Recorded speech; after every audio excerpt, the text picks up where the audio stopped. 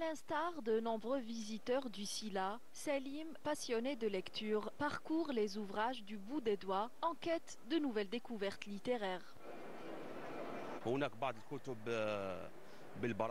Il y a plus de livres en braille lors de cette édition du Sila. De plus en plus d'ouvrages sont édités. C'est une bonne chose pour nous. Avant, on ne trouvait que le Saint-Coran en braille. Mais cette année, le salon propose une riche sélection de livres de différents genres littéraires. Mais même si beaucoup d'efforts ont été fournis, cela reste en deçà de nos attentes. La lecture pour tous et la disponibilité du livre sous toutes ses formes semblent être le leitmotiv de beaucoup d'auteurs et de maisons d'édition qui ont pris part cette année au Salon international du livre d'Alger.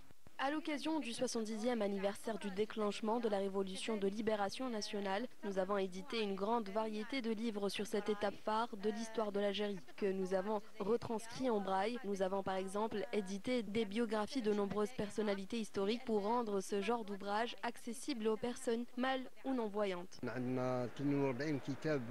Nous proposons 42 ouvrages retranscrits en braille. Cette année, nous proposons même des ouvrages en 3D, permettant aux personnes en situation d'handicap visuel d'explorer le contenu des livres autrement.